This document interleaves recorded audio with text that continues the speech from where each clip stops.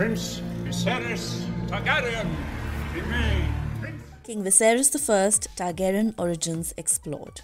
Ask a Game of Thrones fan about the guy called Viserys, and they will most likely point you towards the slender, egomaniacal ball of rage that was crowned with molten gold by Khal Drogo in Vaes Dothrak. And perhaps that is what we should remember of the Targaryens and their madness if you are strict adherents of the show. But the books tell an entirely different story. George R.R. Martin is an author who gives weight to every single thing that he includes in his manuscripts, and that of course goes for the names as well. And while Dany's brother was definitely the wrong choice for a High King, the same thing cannot be said for the first man of the same name to ascend the Iron Throne. King Viserys Targaryen I was, by all accounts, a good man. By order of your king. But as his HBO.com bio will tell you, good men do not always make good kings. And that is exactly the tale that House of the Dragon will be looking to explore. So we thought that as the Game of Thrones universe attempts to launch its own redemption arc of sorts, it would be the right time to take a deep dive into the players on whose shoulders said restoration will lie. So without further ado, this is King Viserys Targaryen's origins explored. And this is your spoiler warning because there are going to be a lot of those. Before we go into our explanation, we have a very small request. If you like our content, please support us by subscribing to our channel. This is a small click for you, but for us, it means a lot. Thank you. Let's begin. 14 succession claims were heard, but only 2 were truly considered. Brief history of the Targaryens. This section might seem moot to most of you guys because, well, who doesn't know the Targaryens by now? But some of our viewers might not be aware of just how impactful their existence itself was to the world. So we'll give you a brief introduction to their dynasty and race. If you want an extended video of the Targaryen family in general, let us know in the comments below.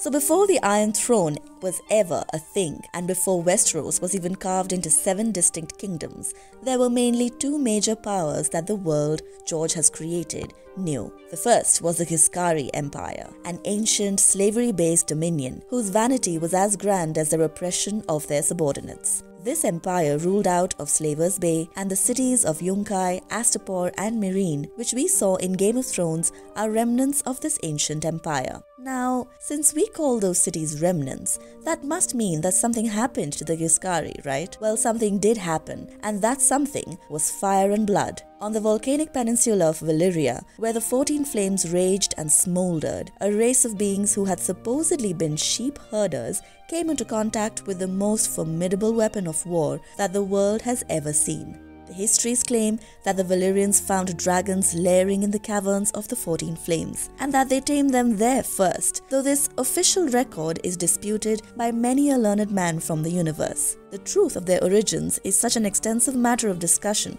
that we might end up spending this entire video talking about the Valyrians. But suffice it to say that dragons equal power, and the Valyrians learned how to ride that power with bit and bridle and little bit of whipping action, as you can see in the House of the Dragon trailers. Using these mighty beasts, the Valyrians went to war with the Giscari and their legendary lockstepped legions, and over the course of 5 separate wars were able to completely eradicate them from history.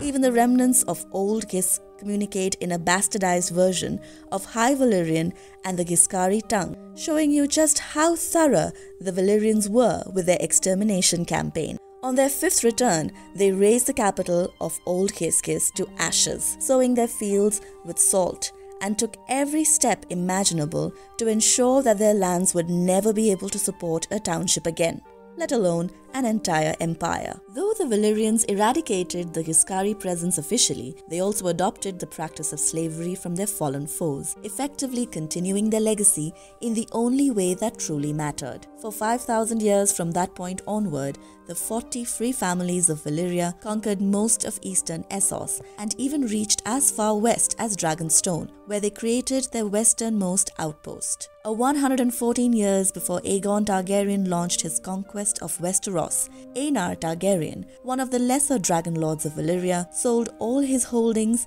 in the lands of Always Summer and moved to Dragonstone on the counsel of his daughter Daenys, nicknamed the Dreamer, for it was she who foretold the doom of Valyria 12 years before it actually happened. On that day in 102 BC, all the 14 flames erupted in an explosion so massive it cracked the Valyrian peninsula into 4 massive chunks and left a smoking sea behind in its wake. It is said that the dragons were burned out of the sky, so hot were the fires, and the only known dragon lords to have survived this ordeal were the Targaryens, who became the last owners of dragons in the known world. As the Century of Blood, the fallout of the fall of Valyria, came to a close, Lord Aegon Targaryen, a descendant of Lord Aenar, decided that he would conquer the lands to the west of Dragonstone and thus launched his conquest alongside his sister wives. Over the course of 3 years, Aegon managed to unify 6 of the 7 kingdoms under his rule and was crowned as the first king of the Andals and the first men, Lord of the 7 kingdoms and protector of the realm at Old Town. Aegon launched a dynasty that would end up spanning for nearly 3 centuries, and it is after the first of those centuries lapsed that Viserys Targaryen came into the picture in a prominent position. You have dragons to offer? Viserys Targaryen, namesake, early life, and how he rose in the hierarchy. Viserys Targaryen was the firstborn son of Baelon and Alyssa Targaryen, who themselves were children of King Jaehaerys I, who was also called the Conciliator, for bringing decades of peace and prosperity to the realm. Jaehaerys himself was the grandson of Aegon the Conqueror and came into power after his uncle Maegor, also known as the Cruel, was mysteriously found dead on the Iron Throne. Viserys was named after another Prince Viserys, though the fate of his namesake was rather grim, and that is putting it mildly. The first known Prince Viserys was the son of King Aenys Targaryen I, who was only the second High King of Westeros. Prince Viserys did not have a life that one might call pleasant. During his age, the succession of the Iron Throne was in as much of a flux as it would be during the dance, simply because of the fact that Aenys was not Aegon, something Visenya tried to rectify by giving the throne to her son Maegor instead.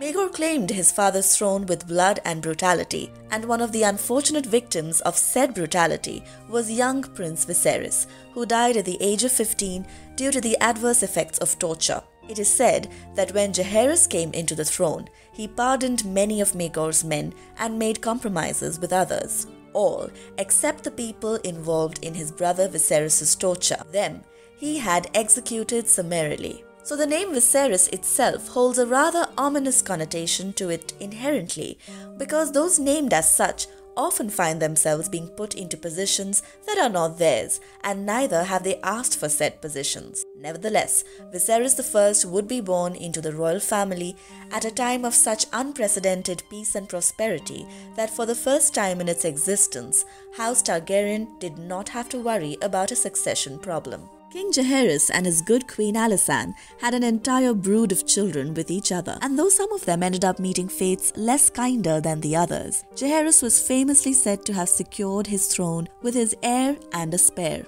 The heir in question was Prince Aemon Targaryen, Jaehaerys and Alysanne's second son, and the proverbial spare was Baelon Targaryen, the king and queen's 4th child overall. Though Queen Alysanne insisted that Aemon and Baelon's elder sister Daenerys be named heir to the throne, that notion could no longer be enforced following Daenerys' passing. For nearly 5 decades, both heir and spare kept the kingdom's succession in check until they both passed away in quick succession. Prince Aemon died at the hands of a Myrish crossbowman whilst settling a dispute on Tarth, and his brother Baelon died a decade after him due to a burst belly.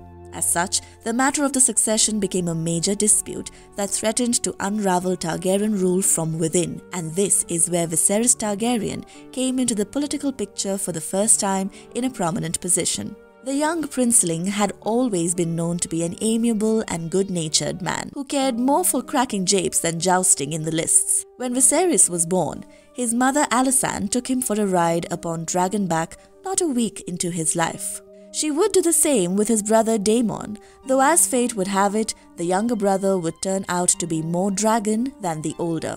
Viserys was a court-savvy prince and spent much of his early years as the dutiful first son of a second heir presumptive, though there was one notable accomplishment from his youth that he never attempted to replicate. When Viserys was 16 years old, he claimed a dragon for himself. implying that the dragon egg that he received in the cradle never ended up hatching, and the dragon that Viserys did choose to claim would be perhaps an even bigger liability than a sickly hatchling, because Viserys claimed for his mount Balerion, the dragon known as the Black Dread. Now, most of you might be thinking we are crazy for saying this, but by the time Viserys claimed Balerion, the Black Dread was a shell of his former self. Balerion was the only Targaryen dragon who had been born in Valyria, and he counted more than 2 centuries on this planet and at least 3 separate riders by the time Viserys came around to claim him.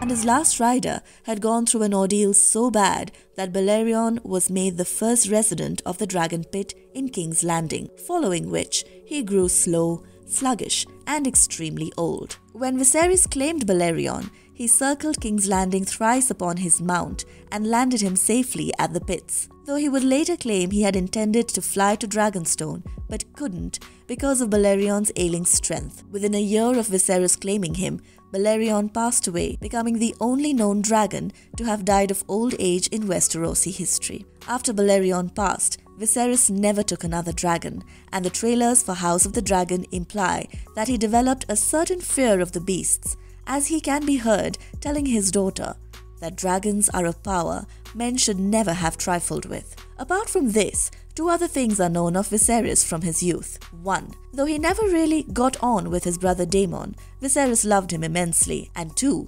He was already married for a decade before Jaehaerys' succession crisis broke out to his cousin Aemma Arryn, the daughter of Princess Daela Targaryen. In the year 97 AC, the couple welcomed their first living child, Rhaenyra, into the world. We say first living child for a reason. The Lady Aemma, though a gentle and loving woman, had had to suffer a lot of grief in the birthing bed. She had lost a child before in the cradle and had stillbirths as well. So Rhaenyra was really the first child that Viserys ever had, and just 4 years into the princess's life, she was in line to succeed her father as perhaps the first High Queen of Westeros. Because in 101 AC, the Great Council was called by Jaehaerys to decide who would succeed him. This was done because both heir and spare had been lost to battle and sickness, and the Targaryen line was suddenly no longer as secure as it used to be. The council was gathered at Harrenhal and deliberated for the better part of a year, with nearly 1,000 lords and their retainers and other vassals attending it to decide the fate of Westeros. 14 separate claims were heard, and the chief amongst them were Prince Viserys Targaryen, the eldest living son of the previous heir Baelon, and Lord Laenor Velaryon, the son of Rhaenys Targaryen and Lord Corlys Velaryon, who men knew as the Great Sea Snake. Laenor's claim to the throne came from the doctrine that says the eldest inherits the throne. His mother Rhaenys was the eldest child of the eldest heir Aemon, and Queen Alysanne herself had wanted Rhaenys to be named heir in her youth. But the dogma of male primogeniture ended up winning out, and the Great Council chose Viserys to be the next king of Westeros, thus settling the political precedent that a female or her line could never inherit the throne. Viserys would not come into his grandsire's inheritance immediately. Old King Jaehaerys would linger on this world for 2 more years, riddled with grief and reminiscence, before finally passing in 103 AC, and Viserys ascending the throne as king. But while Viserys was the ostensible answer to the succession problem, little did the realm know that he would end up creating an entirely new one in the process. May the luck of the Seven shine upon all combatants! Viserys the Catalyst. How King Viserys' actions, or lack thereof, led to the Dance of the Dragons. King Viserys was in the most enviable position that a Targaryen king could have ever asked for at the start of his reign. The Targaryens owned and controlled at least 8 adult dragons at the beginning of his reign. The treasury was full thanks to the excellent services of Jaehaerys' small council, and he had a wall-sized amount of goodwill thanks to his grandfather's mostly peaceful 55-year reign. And by all accounts, for the rest of the realm, this peace continued on throughout Viserys' reign as well. Indeed, King's Landing was known as a place of balls, feasts, and tourneys throughout the duration of the time where Viserys Targaryen donned his crown. And let's talk about the crown for a moment, shall we?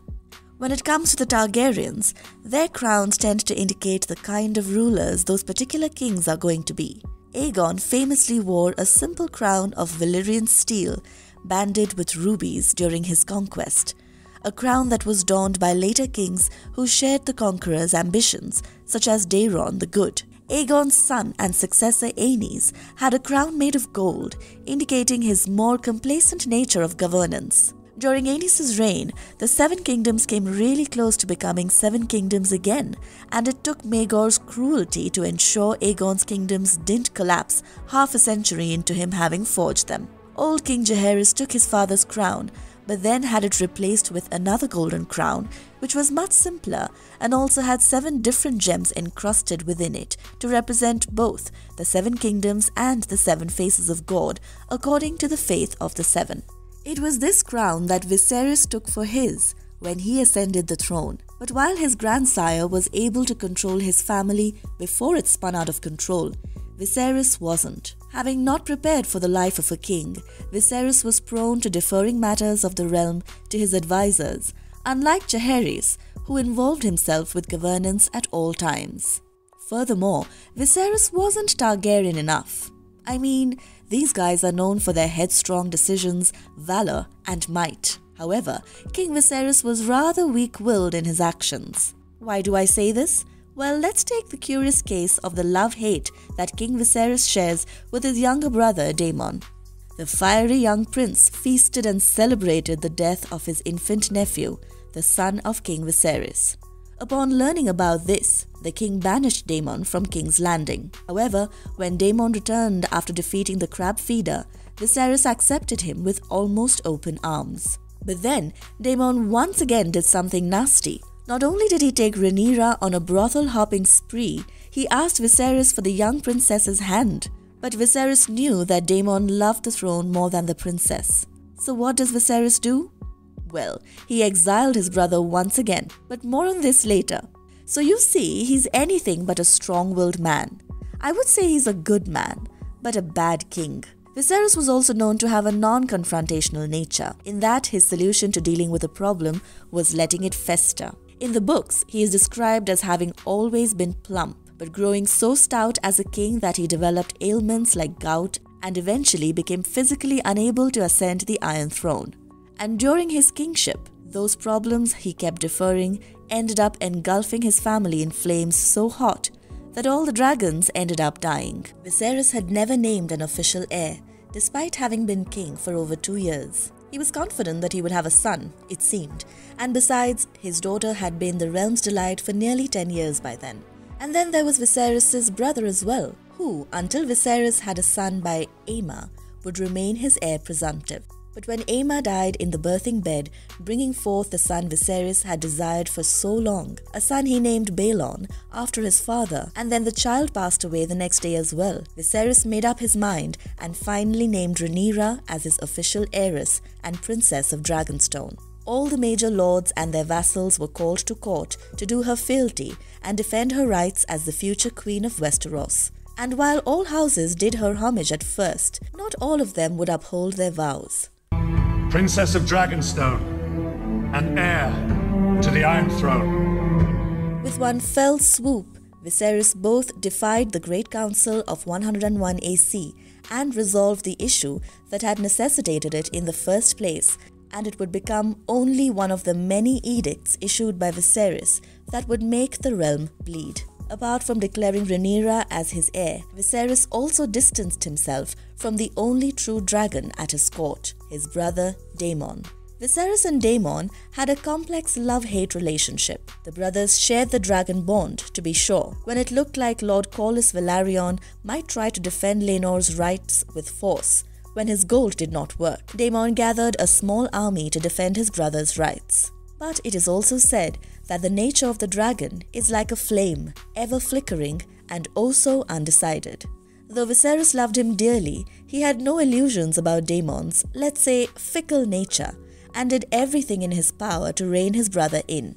He gave Daemon 2 positions on the small council, both of which he failed to hold for even a full year, and then made him commander of the city watch, hoping that the distraction would keep his brother out of trouble and sight. He was partly correct in that assumption. Daemon did become engrossed with the watch, but the unintended consequence was his rise in popularity in the most important city in the world. Viserys' hand, Sir Otto Hightower, who had also served the old king in his final years, hated Daemon with a passion, according to historical records, and was his constant rival at court and council. The brothers were often at odds philosophically, but remained as close as ever, though Daemon did manage to annoy his brother into fury now and again. What really drove the proverbial knife into their relationship were the comments Daemon made after the death of Prince Baelon. Apparently, he was heard celebrating after his nephew's death, toasting the heir for a day at a brothel on the Street of Silk.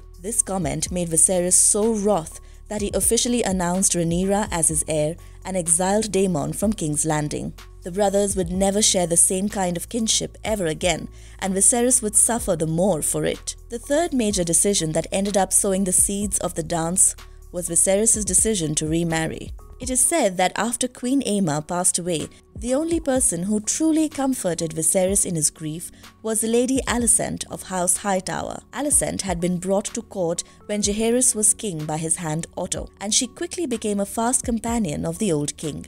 She would attend to him at all times, reading from Septon Barth's Unnatural History and even aiding the king with his baths. The salacious mushroom even alleged that Alicent and Jaehaerys had relations, which is unlikely because the old king was known to mistake the young girl for one of his own estranged daughters, Saera. But after the passing of the old king and then Queen Aemma, Viserys chose to marry Alicent not out of duty, but for love. His council had suggested the Lady Laena Velaryon as a match. It would have made perfect political sense, as the act would rebind House Velaryon to the Iron Throne and heal the rift that caused Lord Corlys to give up his seat on the small council. Instead, Viserys chose to rub salt in the wound by marrying Alicent and not righting a perceived wrong done to Princess Rhaenys' children. The books tell a slightly different story than the show, as far as the age and marriage of Alicent Hightower are concerned. At her wedding feast, Alicent kissed Rhaenyra, who was 9 years younger than her stepmother, and named her daughter. But the amiable relationship broke down soon after Alicent had her children, for reasons that should be obvious. The Conqueror made second of his name. Here's to his grace on his second name day. King Viserys spent the rest of his life trying to reconcile the two factions his indecisiveness had ended up creating, one that supported his queen Alicent and her sons and their rights, and the other supported the decree of the king that Rhaenyra should succeed him on the Iron Throne. Viserys tried every trick in the book, including making some of Rhaenyra and Alicent's children milk brothers, but everything he did only drove the nails deeper into the coffin of a dying relationship. That was all from what we learned in the books. However, the HBO show doesn't seem to concern itself with most of these intricacies. Alicent and Rhaenyra are of similar age and shared a cordial relationship since the beginning because Alicent also grew up in King's Landing. After her marriage to the king, Alicent did try to amend the relationship with her stepdaughter, but it seems that Rhaenyra had seen the folly in Alicent's actions. The 5th episode of the show details the fact that Alicent was not entirely a bad person. I mean, she blames Otto's removal as Hand of the King on his own obsession with getting Aegon named as the heir to the throne. However, Otto makes her see a simple truth that Aegon and all of Alicent's children would face death if Rhaenyra became queen after Viserys was dead, which could happen at any moment. And although Viserys is too blind to see that his daughter and wife are on the opposite sides of the battleground, we know that Alicent has started employing people who would later support the cause of the Greens, or more specifically, Aegon's coronation. All this and more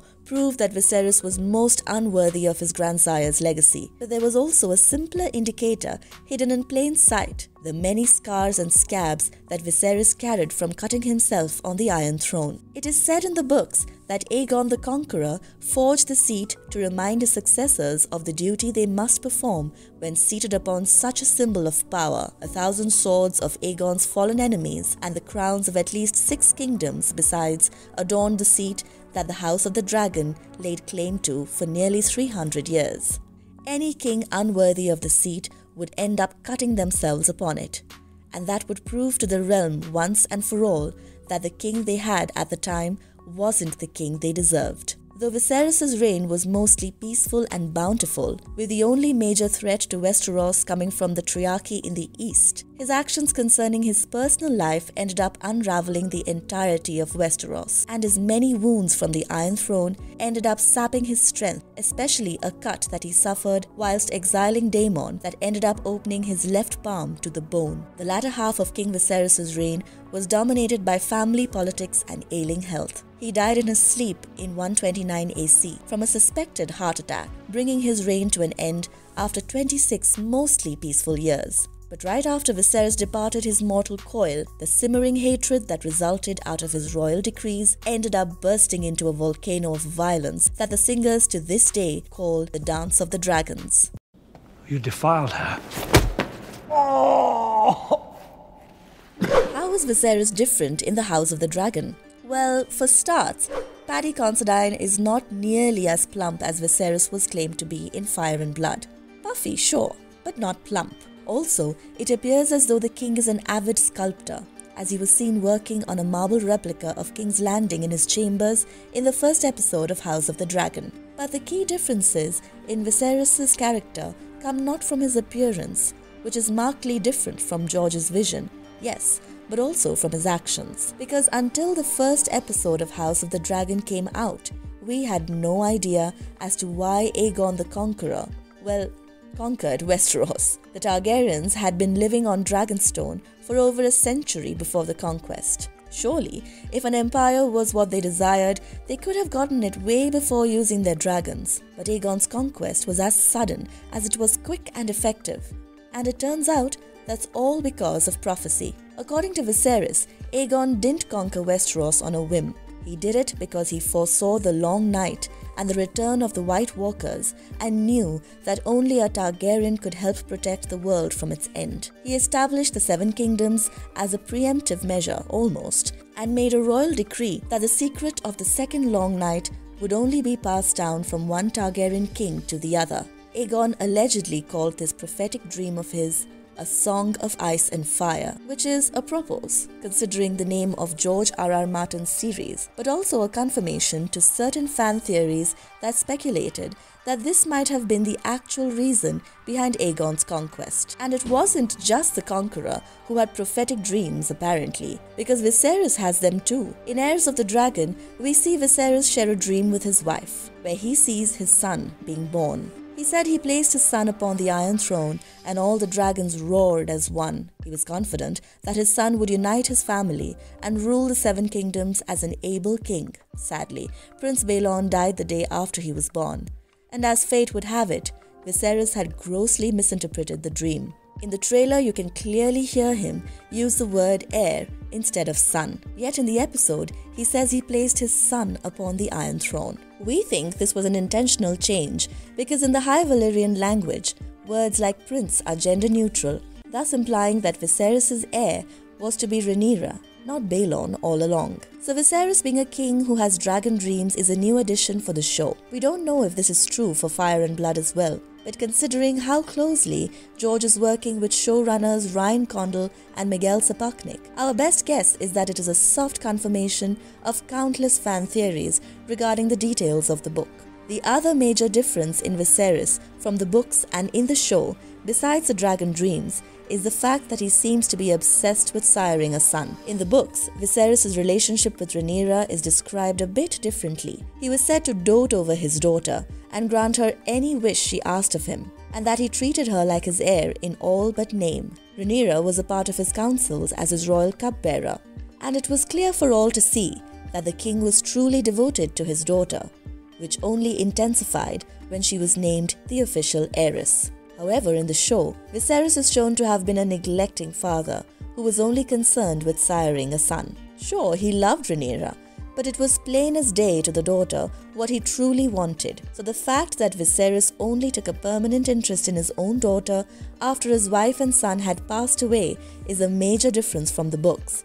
Though we suppose it is to be expected as well, given that the show doesn't follow the timeline laid out in Fire and Blood as strictly as you think. Wish to have your blood on the Iron Throne so badly that you are willing to destroy mine own. For instance, Jaehaerys dies shortly after the Great Council in the show, but we are never told when. In the books, the old king was alive for 2 more years before finally passing away.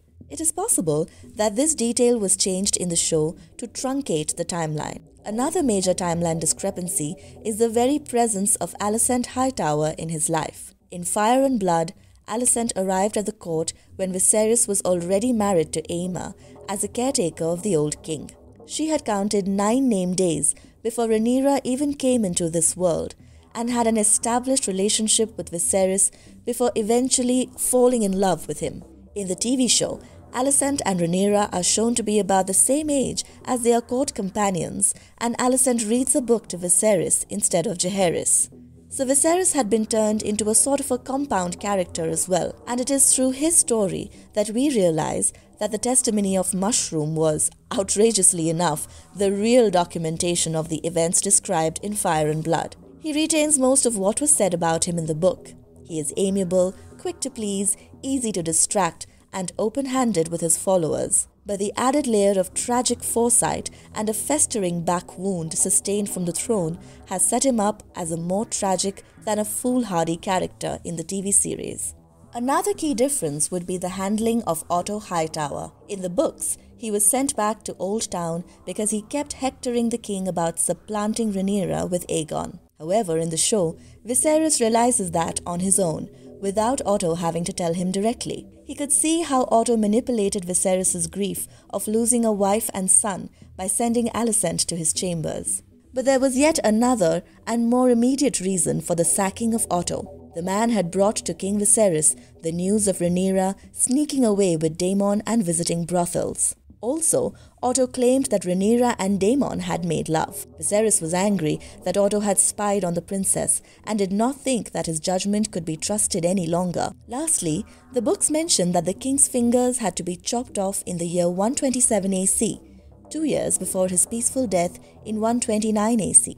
However, the show tells us that his fingers were severed much before 127 AC. I mean, we have not had the time jump yet, which is to happen in the 6th episode. The trailer for the 6th episode shows that Rhaenyra and Alicent have grown considerably. However, there is something much more interesting in the trailer. There is a blink and you miss it kind of shot, in which a member of the King's Guard presents a crown to someone.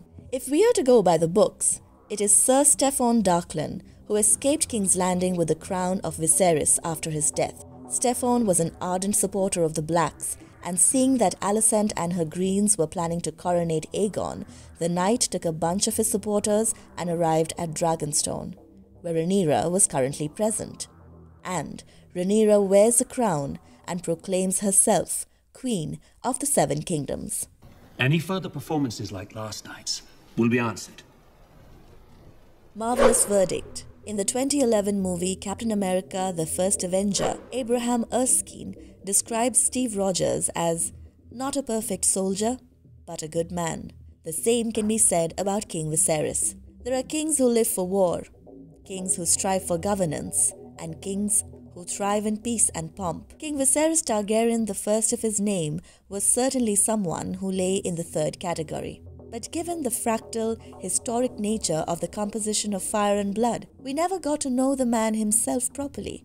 Now, with House of the Dragon, we're going to be able to get to know all these characters who took up 8 entire chapters in the Maester's records that are known as Fire and Blood. And while Viserys might just turn out to be the most emotionally good person that the series will ever see, he will also be remembered as a king whose teeth were more for show than the hunt. He was a kind man, a beloved prince, and an adored king. But his refusal to address issues that needed addressing at the right place and the right time spelled the beginning of the end for the dragons, quite literally. And if you liked our content, don't forget to leave a like and subscribe to us if you haven't already.